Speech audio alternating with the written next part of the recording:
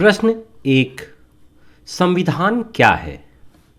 संविधान किसी राष्ट्र के संबंध में उस दस्तावेज को कहते हैं जिसके अनुसार किसी राष्ट्र की सरकार तथा उसके प्रशासनिक अंगों की प्रस्थापना की जाती है।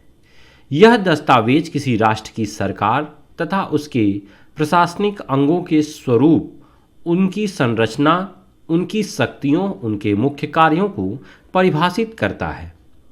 इसके साथ साथ संविधान में सरकार तथा सरकार के विभिन्न अंगों के आपसी संबंधों को परिभाषित किया गया होता है।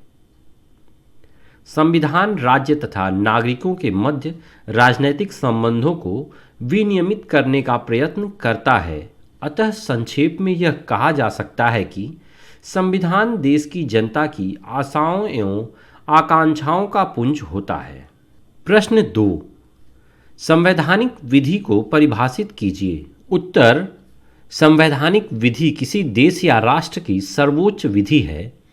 संवैधानिक विधि उन समस्त नियमों को अपने में समाविष्ट करती है जो संप्रभु की शक्तियाँ, उनके सदस्यों व सदस्यों के मध्य संबंधों को परिभाषित या विनियमित करते हैं। ये नियम संप्रभु तथा सदस्यों की शक्तियों के निष्पादन की विधि को भी सुनिश्चित करते हैं। प्रोफेसर एवी डायसी के अनुसार संवैधानिक विधि के नियमों में राज्य प्रमुख के उत्तराधिकार तथा प्रमुख न्यायकर्ता के परमाधिकार का भी निर्धारण रहता है। इन नियमों में विधायकों के निर्वाचन की विधि भी सम्मिलित रहती है। संवैधानिक विधि के अंतर्गत मंत्रियों की नियुक्ति, उनके दायित्व तथा कार्यक्षेत्र भी निर्धारित रहते हैं। संवैधानिक विधि में राज्यों की अधिकारिता तथा नागरिकता से संबंधित उपबंध भी सम्मिलित रहते हैं। संक्षेप में संवैधानिक विधि किसी राष्ट्र की वह सर्वोच्च विधि है जो उस राष्ट्र के स्वरूप, उस राष्ट्र के तीनों अंगों कार्यपालिका, न्यायपालिका तथा विधायिका की संरचना, कर्तव्यों तथा अधिकारों का विवेचन करती है। संवैधानिक विधि किसी राष्ट्र के नागरिकों के संवैधानिक अधिकारों को अंतर्विष्ट करती है। प्रश्न 3, संवैधानिक विधि तथा सामान्य विधि में क्या अंतर है? उत्तर, प्रोफेसर मार्शल के अनुसार संविधान की शक्तियां अपरिवर्तित होती हैं तथा उन्हें विधि की सामान्य प्रक्रिया द्वारा परिवर्तित नहीं किया जा सकता। संविधान अन्य विधियों के समक्ष स्तर और शक्तियों में सर्वोच्च तथा प्रमुख होता है। अन्य विधियां इसके अधीन होती हैं तथा संविधान के स्रोत तथा शक्तियों से जीवन पाती हैं। प्रश्न 4, भारतीय संविधान की उद्देशिका क्या है? उत्तर, भारतीय संविधान की उद्देशिका या प्रस्तावना निम्न है।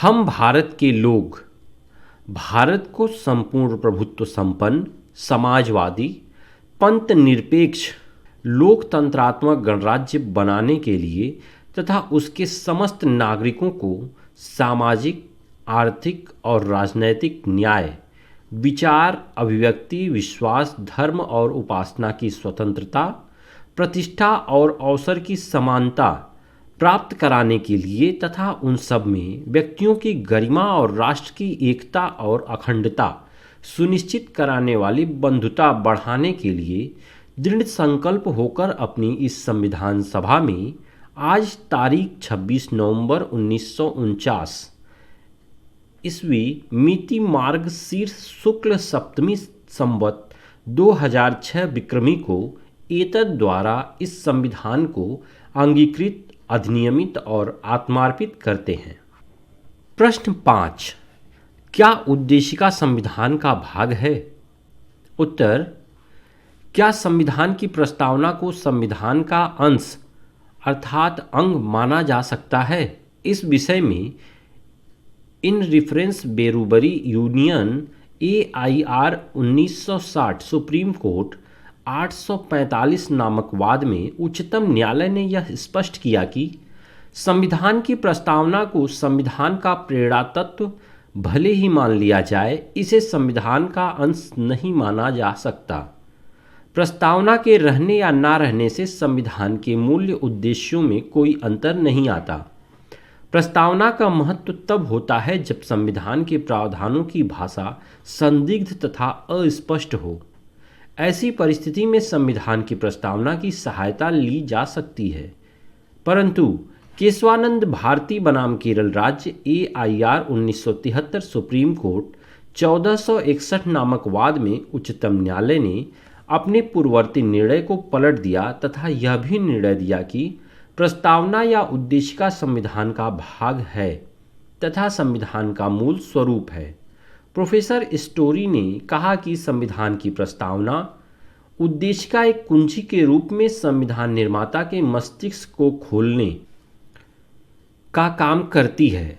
संविधान के विभिन्न प्रावधानों की व्याख्या करते समय संविधान की समाप्ति के लिए उद्देशिका या प्रस्तावना की सहायता लेना वैध है, परंतु यह स्मरणीय है कि राज्य की शक्तियों को कम अथवा विस्तृत करने की शक्ति संविधान की उद्देशिका या प्रस्तावना से नहीं प्राप्त की जा सकती।